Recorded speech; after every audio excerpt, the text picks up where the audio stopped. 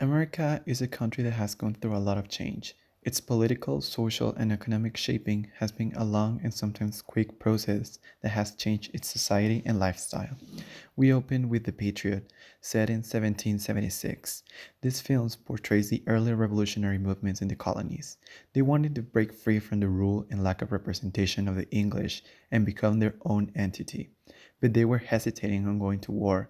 But after considering how abusive Great Britain had been towards the colonies, they jumped into action.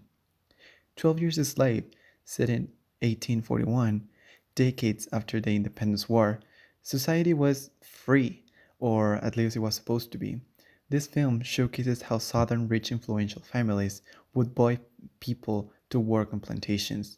African American people were totally dehumanized and sold as meat in the South, whereas the North was a friendlier place for African American people, even recognizing them as citizens. In this film, we get to know the history of Solomon Northup, a free African American who resides in the North, but one day he gets kidnapped and sent to the South. He is given a new identity and is sold as a slave. We get to see how plantations work and how the living conditions of slaves were.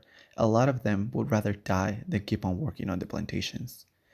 We go to Gone with the Wind, set in 1861. This film portrays what the South went through after the Civil War and how they assimilated the new normal.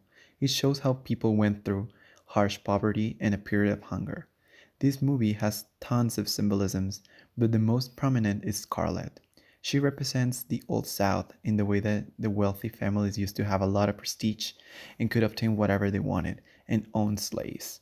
But after the war, she represents the New South by her determination to rise from the ashes and her willingness to go on. The Age of Innocence is set in 1870. This film's main focus is to show us how life was in the US after the Civil War and during the process of Reconstruction. There was a huge economic development, and having and maintaining a good status was a must in that society. This film lets us see a reality that seems fictitious, since women had to be very refined, obedient, submissive, support their husbands, and carry their family's honor on their shoulders. Women were highly scrutinized, and still are to this day. Here, we make a little fast forward into the 1920s through the 1930s, and we can encompass the next three films: The Great Gatsby, set in 1922, The Untouchables in 1930, and Once Upon a Time in America in the 1930s. These three films have a very similar plot. After World War I was over, the US experimented a huge economic growth, but with it came the 18th Amendment, which created the period known as the Prohibition.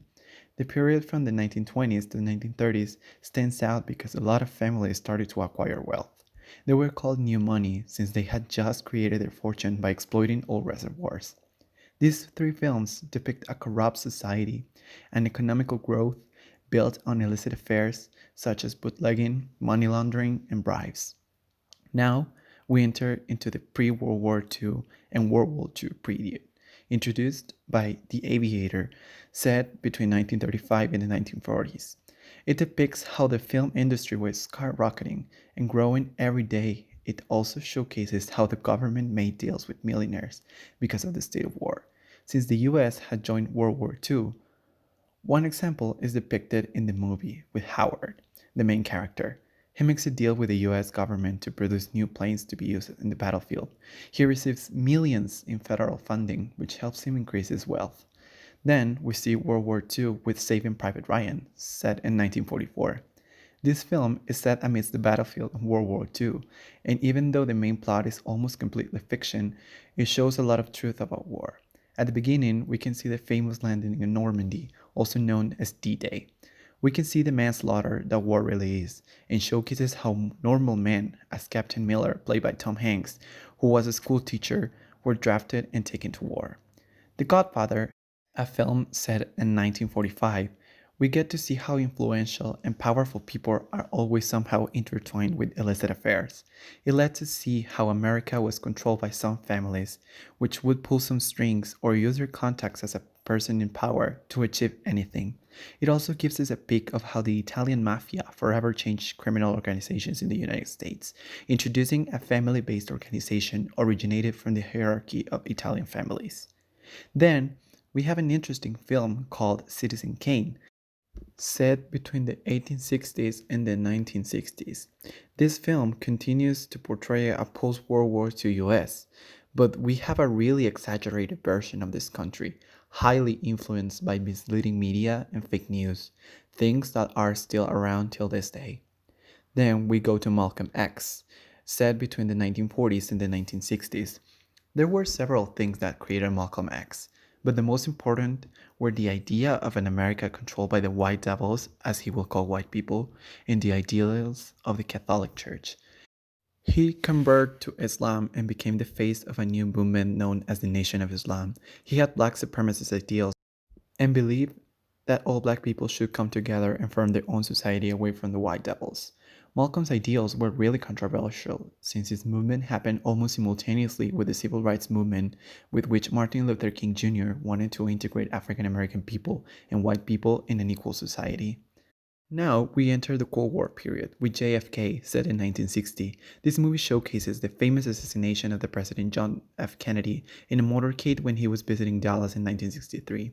Due to these events, we are presented with the magic bullet theory, which suggests that the media is a gun that fires its message into the people's brains. We also get a peek into the unending battle between capitalism and communism, but we see this conflict more in detail in the movie Salvador, set in 1980. In this film, we see the conflict between communism and capitalism in a Latin American country, since this movie portrays the Salvadorian Civil War, in which the government of the US was providing artillery to the Salvadorian army in order for them to oppress the rebels. But this led to the murder of thousands of innocent people. Among the various depictions of the war, we can clearly note some references to the infamous and unsuccessful invasion of the US to the Bay of Pigs of Cuba. The next film, American History X, set between the 1980s and 1990s, is an interesting film since it shines a light in how racism, which roots stem from the very beginning of the United States, have affected and influenced the lives of different people in this country. These different experiences in life led to the origin of particular identities and paved the way for the creation of gangs all across America that related to each other based on those identities. These gangs have never had an absolute peace, which has caused several historical riots and countless murders. The last film we covered was United 93. This film's main plot is the attack on the New York's World Trade Center on September 11, 2001, but the film focuses on allegedly happening inside the Flight 93 of United Airlines. This plane was supposed to crash in the capital, but it was taken down by its passengers and crashed into the field in Pennsylvania. This attack was considered as the worst terrorist attacks in history of the US, and it had horrible consequences, not just the creation of the TSA, but also the stigmatization of Muslim people and the invasion of and subsequent war of the US in Afghanistan. As we saw in this film, the US has been through a lot. It has had a huge, drastic, and sometimes quick changes in its demographic, culture, and social structure. It has been influenced by several major events, which has made the US such a diverse country.